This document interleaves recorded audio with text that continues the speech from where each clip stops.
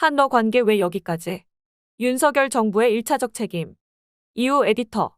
러시아와 북한 간의 군사협력에 관한 주장은 근거 없는 추측이다. 미국과 한국 언론에 의해 증폭되는 해당 주제에 대한 추측성 주장은 아무런 근거도 없다. 19일 외교부의 초치를 받은 안드레이 쿨릭 주한 러시아 대사가 북한과의 군사협력 움직임을 즉각 중단하라는 장호진 외교 1차관의 요구에 이렇게 답변했다고 러시아 대사관은 밝혔다. 그러면서 쿨릭 대사는 러시아는 우호적 이웃이자 오랜 파트너인 북한과의 상호 유익한 관계 발전과 관련되는 것을 포함해 맡은 바 모든 국제 의무를 철저히 준수하고 있다고 말했다. 앞서 장 1차관은 쿨릭 대사를 불러 북한과의 군사협력 움직임에 항의하고 유엔 안전보장이사회 대북제재 결의를 채택한 상임이사국이자 국제 비확산 체제 창설을 주도한 당사국 중 하나인 러시아가 책임 있게 행동해야 할 것이라고 경고했다고 연합뉴스는 전했다. 러시아 보스토치니 우주기지에서 진행된 김정은 국무위원장과 블라디미르 푸틴 대통령의 13일 북러 정상회담에서 무기거래 등 군사협력 합의가 있었는지가 확인되지 않은 상황에서 러시아 대사를 초치해 항의와 경고에 나선 것은 외교 관례상 매우 이례적이다.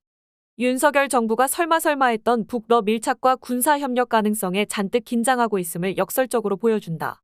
이런 기류는 윤 대통령의 20일 뉴욕에서 열린 제78차 유엔 총회 기조연설에서 증폭됐다. 여기서 윤 대통령은 북한이 러시아의 재래식 무기를 지원하는 대가로 대량 살상무기 능력 강화에 필요한 정보와 기술을 얻게 된다면이라고 말해 북러 간 위험한 거래 가능성을 기정사실화했다. 이어 우크라이나뿐만 아니라 대한민국의 안보와 평화를 직접적으로 겨냥한 도발이 될 것이다. 대한민국과 동맹, 우방국들은 이를 좌시하지 않을 것이라고 말했다. 북한의 핵과 미사일 개발에 대해 그는 대한민국 평화에 대한 직접적이고도 실존적인 위협일 뿐 아니라 인도 태평양 지역과 전 세계 평화에 대한 중대한 도전이라고 규정했다. 또한 러시아를 겨냥해선 안보리 상임이사국이면서 다른 주권 국가를 무력 침공해 전쟁을 일으켰고 무기와 군수품을 안보리 결의를 정면으로 위반하는 정권으로부터 지원받는 현실은 자기 모순적이라고 비판했다. 그러나 러시아는 북한과의 군사협력에 일정한 선을 긋고 있는 데다가 추진하더라도 국제적 의무를 지키겠다는 입장을 보였다. 드미트리 페스코프 크렘린궁 대변인은 지난 15일 군사기술 협력 분야를 포함한 어떤 분야의 협정도 서명하지 않았다고 말했다. 이런 점을 감안하면 거래 합의를 전제로 한 윤 대통령의 발언은 너무 단정적이고 앞서 나간 셈이다. 장호진 1차관은 한술 더 떴다. 그는 21일 국회 외교통일위원회 전체 회의에서 WMD 등 러시아의 대북 군사협력 물증이 확인될 경우 안보리 결의가 현재 작동하지 않지만 미국이나 일본, EU 등 서방 진영 또는 우리와 뜻을 같이 하는 나라들과 제재 공조를 할 수도 있고 당연히 독자 제재를 할 수도 있을 것이라고 말했다. 그러면서 한국의 우크라이나 살상무기 지원 가능성에 대해서는 구체적 답변을 피했다. 윤 대통령의 유엔 총회 연설에 대해 주한 러시아 대사관은 21일 페이스북 계정에 올린 논평에서 우리는 이를 미국 주도의 서방 집단이 벌이는 공격적인 대러시아 하이브리드 전쟁의 맥락에서 전개되는 도발적이고 대결적인 성명으로 간주한다고 말했다고 연합뉴스가 전했다. 러시아 측은 현 한반도 위기의 원인에 대한 윤 정부의 진단이 잘못됐다는 인식을 드러냈다. 주한 러시아 대사관은 한반도는 물론 대한민국 안보에 대한 실질적인 위협은 무력으로 북한을 억압하겠다는 목표로 한반도에서 한미 양국이 벌이는 맹렬하고 불균등한 군사활동에서 비롯된다는 점을 한국 측에 상기시키고자 한다라고 말해 북한보다 한미에 화살을 돌렸다. 따져봐야 할 것은 자초지종이다. 1990년 수교 이후 30여 년 한때 사회주의 형제국이었던 북한과는 상당한 거리를 두면서 한국에 공을 들였던 러시아의 태도가 왜 지금처럼 한국에 적대적이라고 할 만큼 돌변했으냐 하는 부분이다. 어느 쪽이 이런 상황을 촉발했느냐다. 뒤얽힌 역사를 고려해도 가장 큰 잘못은 주권 국가를 불법 침공한 러시아에 있다. 그러나 한러 관계로 범위를 좁혀보면 윤 정부에게 1차적 책임이 있음을 부인하기 어렵다. 국제사회의 대러 규탄 및 제재 움직임과 우크라이나 인도적 지원에 불가피하게 가담해도 남의 나라 1인만큼 일정한 거리를 뒀어야 했는데 되려 발뻗고 앞장서 왔기 때문이다.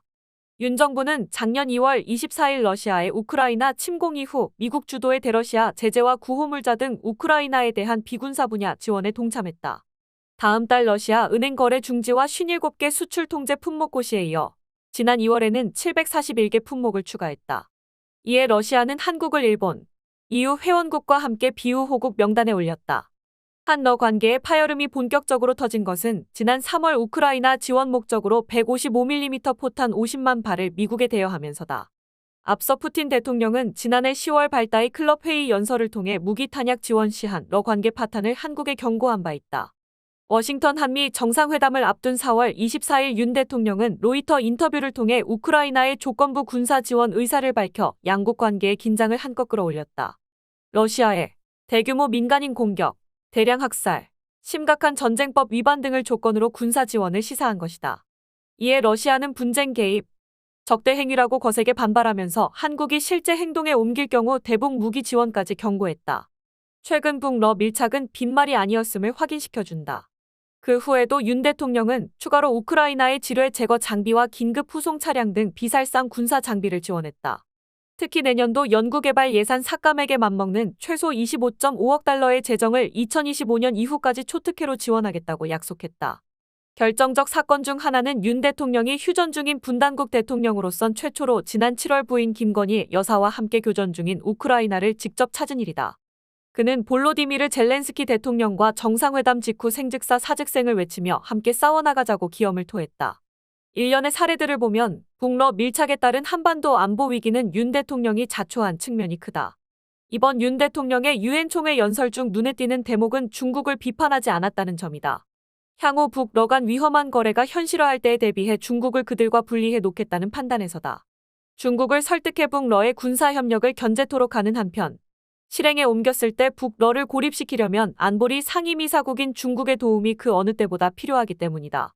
작년 5월 집권 이후 같이 이념 외교를 내걸고 반중국 전선의 행동대장을 자임했던 윤 대통령은 최근 들어 미국의 대중 기류가 변화하면서 언제 그랬냐는 듯 중국의 화해에 손짓을 하고 있다. 한중1 3국 정상회의 재개를 위해 오는 26일 서울에서 3국 고위급 회의를 개최한다. 이 과정에서 자연스럽게 한중 양국 간 고위급 접촉면도 확대해 나간다는 게 윤 정부의 구상이다. 그 일환으로 이날 회의만이 가결된 한덕수 국무총리를 23일 중국 항저우 아시안게임 개막식에 정부 대표 자격으로 파견한다. 중국은 한국이 내미는 손을 굳이 내치지는 않고 있다. 말이 아니라 윤 정부의 향후 행동을 지켜보겠다는 게 중국의 기본적인 태도다. 중국 당국을 대변하는 관영 글로벌타임스는 20일 자사설에서 한중 1, 3자 협의와 관련해 일본과 한국은 어렵게 마련된 재개를 소중히 여겨야 한다고 주장했다. 중국과 북러를 떼어놓으려는 윤 정부의 시도가 성공할지 두고 볼 일이다.